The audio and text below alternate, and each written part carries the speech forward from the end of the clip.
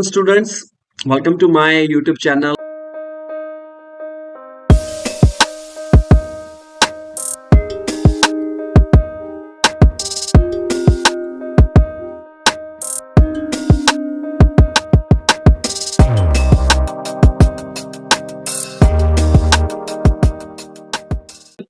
This video will be in Hindi language and topic is PT reading reorder paragraphs. Reorder paragraphs काफ़ी बच्चों को problem create करता है real exam में, बल्कि प्रैक्टिस के दौरान भी कई बच्चे इसमें सही पेयर नहीं बना पाते। मतलब अगर आपकी रीडिंग अच्छी नहीं है और ऊपर से रीऑर्डर पैराग्राफ में मार्क्स कम आ जाएं, तो आप रीडिंग में कैसे अच्छे स्कोर्स ले सकते हो। इस वीडियो के अंदर मैं आपको कुछ ऐसे ट्रिक्स बताऊंगा, एक छोटी सी झलक बताऊंगा जो मैं अपने स्टूडेंट को पेड क्लासेस में देता हूँ। छोटी सी झलक है ये, क्योंकि एक छोटे से लेक्चर में, एक छोटी सी वीडियो में पूरा कंसेप्ट क्लियर करना थोड़ा सा मुश्किल हो जाता, पर मैं कोशिश करूंगा आप सभी लोगों का कंसेप्ट ज़्यादा से ज़्यादा क्लियर हो। हर एक बच्चे का अपना अपना लेवल होता है। कईयों को रीऑर्डर पैराग्राफ में दिक्कत आती है, कई फिलिंग द ब्लैंक्स में दिक्कत करते हैं, और ऐसे ही बाकी टॉपिक्स में। तो ध्यान से इस वीडियो को देखना है। मेरा काम है वीडियो बनाना, आपका काम है वीडियो को अच्छे से देखना प्लस समझना। कई बच्चे वीडियो देख तो लेते हैं, पूरी समझ लेते हैं, अप्लाई नहीं कर पाते। तो टाइम ना वेस्ट करते हुए शुरू करते हैं। मैं कुछ क्वेश्चंस आपके सामने सॉल्व करूंगा, आप भी मेरे साथ सॉल्व करिए ताकि आपको पता लगे कि इसको सॉल्व कैसे करना है।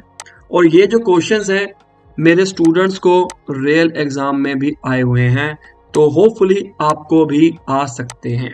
तो पूरी की पूरी वीडियो एंड तक देखना, कुछ भी मिस मत करना, किया तो आपका नुकसान होगा।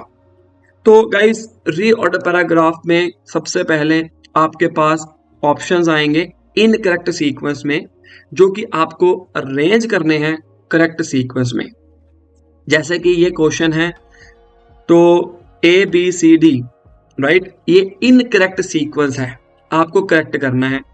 पहला रूल आपने ये याद रखना है कि आपने इंडिपेंडेंट सेंटेंस ढूंढना है। इंडिपेंडेंट सेंटेंस, मैं कहता हूं आपको कुछ ग्रामर रूल नहीं आता, कुछ भी नहीं आता, सारा कुछ भूल जाते हैं। हम सीक्वेंस बनाते हैं उसका कि कैसे बात चल रही है। देखो, ड्यूरिंग हिज टेन्योर,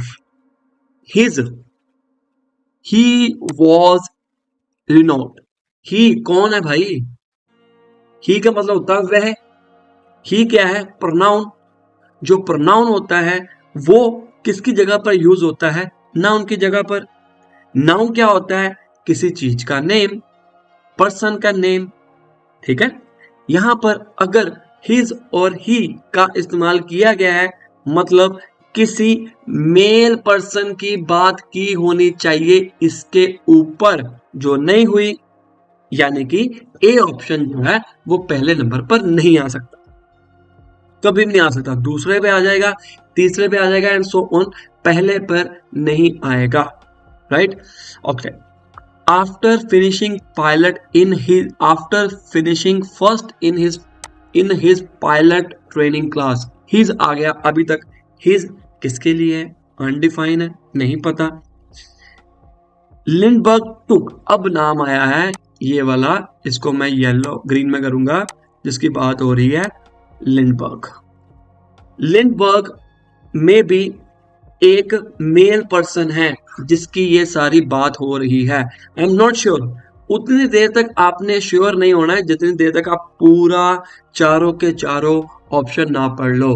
बच्चे क्या करेंगे, फटाफट बी के बाद ए लगा देंगे, बात खत्म। पहले उसको पढ़ तो लो, क्या पता आपको कोई और मिल जाए।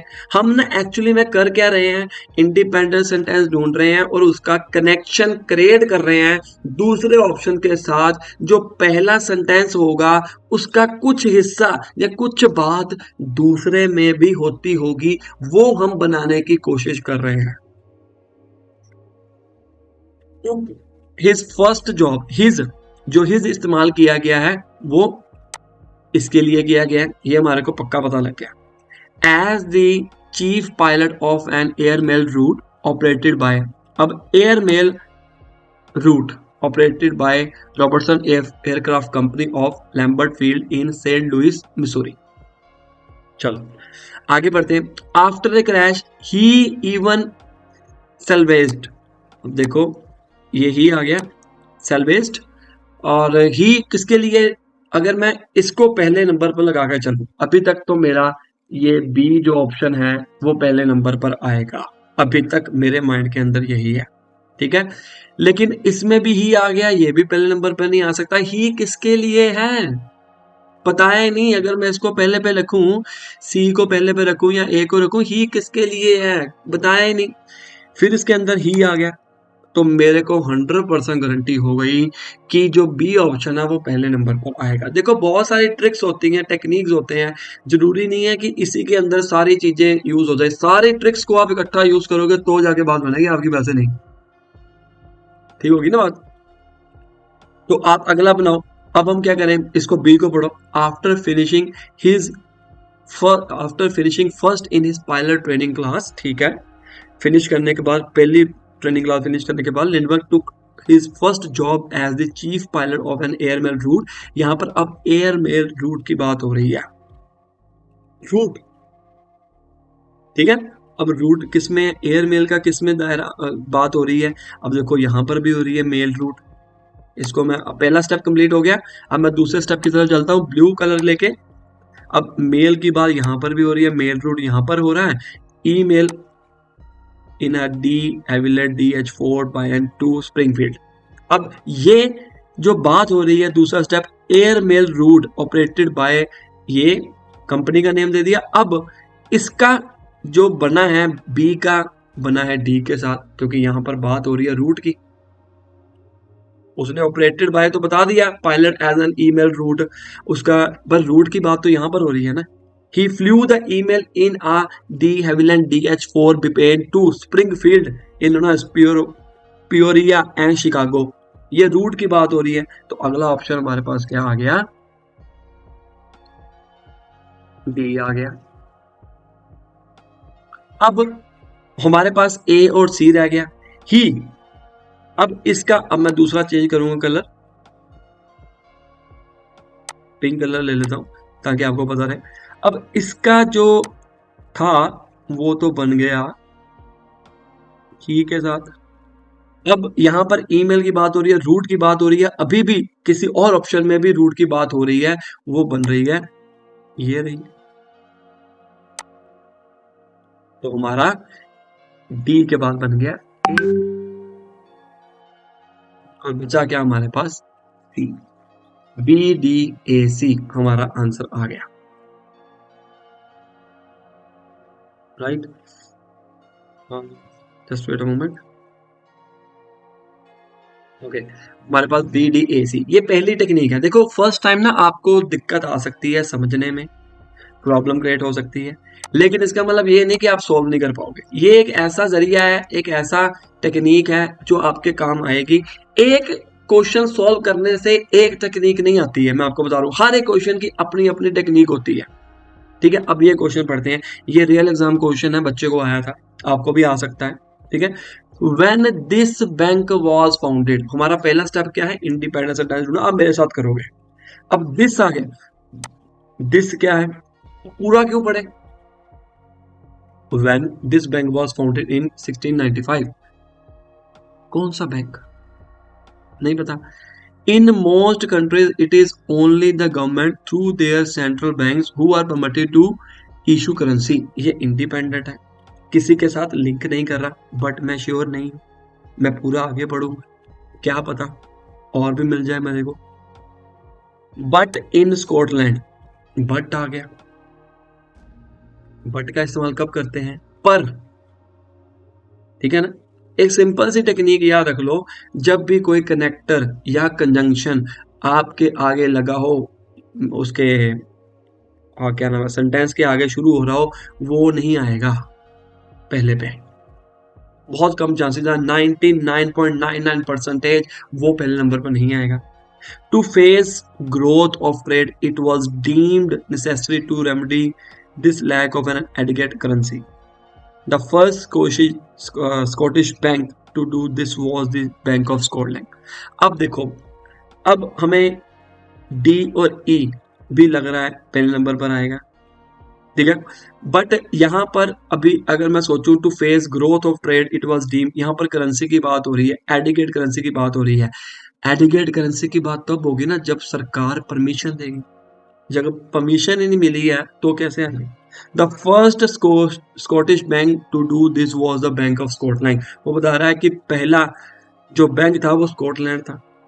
अब यहाँ पर एक सिचुएशन बनाते हैं, अगर देखो बी ऑप्शन में से देखते हैं, अगर मैं इसको पहले पे रखूं, in most country it is only the government through their central banks who are permitted to issue currency. उसने पहला बैंक है गवर्नमेंट की तरफ से, सेंट्रल बैंक की तरफ से जो करेंसी इशू कर रहा है, मैंने बी लगा दिया। फिर उसके बाद करेंसी का जो मैं अब दूसरा चेंज करूंगा ताकि आपको बताता रहूं। अब जो लिंक बना है, अब करेंसी यहाँ पे इशू हो गई, फिर उसके बाद ये वाला आ गया करेंसी बी डी। अब आप ये सोचो कि इसके बाद ये आना चाहिए करेंसी करेंसी। आप सिचुएशन समझो कि आप एक इसको रियल लाइफ में लेके जाओ, ये क्वेश्चन ना समझो रियल लाइफ में लेके जाओ। हालांकि आपको सिर्फ 2 मिनट है करने के लिए, यहाँ पर तो मैं बहुत बड़ी बड़ी बातें करूँ, लेकिन अगर आपके कंसेप्ट क्लियर हो गए ना, मेरे को तो टाइम लगना ही है, क्योंकि खुद नंबर लेना और दूसरों के नंबर लेके आना बहुत फर्क है। उसी तरह खुद को समझना और दूसरों को समझाने में बहुत फर्क है। आपको दिमाग में पड़ जानी चाहिए ये बात। अब देखो बी ऑप्शन में उसने कहा in most countries it is only the government through their central banks who are permitted to issue currency. आगे but in Scotland 3 banks are still allowed to issue bank notes. ठीक है ना, वो बता रहा है कि स्कॉटलैंड में 3 bank are still allowed to issue bank note कर रहे हैं। तो मतलब अभी उसने परमिशन दी है, तो उसके बाद वो दूसरी बात शेयर कर रहा है, बट का मतलब होता है उलट। तो यहाँ पर आएगा बी सी, करेंसी वाला नहीं आएगा, करेंसी वाला आएगा बाद में। फिर वो कह रहा है but in Scotland 3 banks are still allowed to issue bank notes. उसमें से फर्स्ट स्कॉटिश बैंक जो था वो था Bank of Scotland. B C E. अब ई पढ़ो, this Scottish bank to do this was the Bank of Scotland. अब उसके बाद नेक्स्ट कर रहा है, अब दिस बैंक की बात हो रही है यहाँ पर, ए वाला ये बैंक की बात हो रही है ना। 1695 में Scots coinage was in the short supply and uncertain compared with the English, Dutch, Flemish और French coin। ये बात बैंक की बात कहाँ गई, यहाँ पर हो गई।